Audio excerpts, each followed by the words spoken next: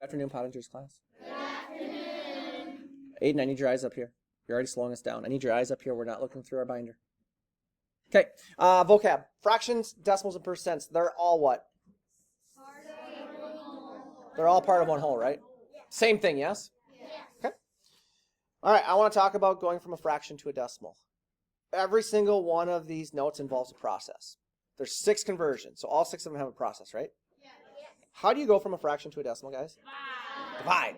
So if I have a fraction like 1/10, I simply make a division box. I put the 1 on the inside, the 10 on the outside, and I divide, right? Yes. Same thing with 1/2. Here's my fraction. Put the 1 on the inside, the 2 on the outside, divide, yes? Yes. Can I use a calculator for these? Yes. RD, are you with us here? Like the screen's up here. You haven't looked at it yet. So you can use a calculator. I can't keep stopping, guys. You're already making this video way too long. Do you need a calculator, though, for one like that? No. What's the denominator? It's a power of 10. So can I just say this fraction? Say this decimal. They sound the exact same, but they look different, right? Okay, that took too long. Let's go. Everyone's eyes up here. Decimal to fraction. What's the process? Go. What's this decimal? Is it okay to say 0.5? No. No. Is 5/10 your final answer, though? No. What must we do? Reduce. Okay, question. How do you say this decimal? 2300. So that's the fraction? Yes. Okay, you got it. 4.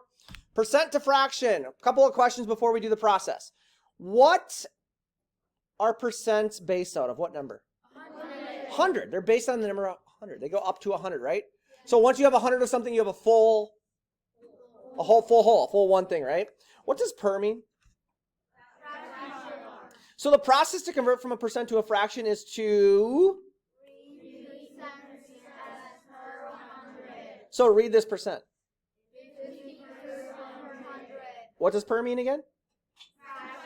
So if I read this as 50 per 100, I'm just going to write 50 fraction bar 100. And now all I got to do is reduce that, right? Yes. So it's telling us what the fraction is if we just use that word per.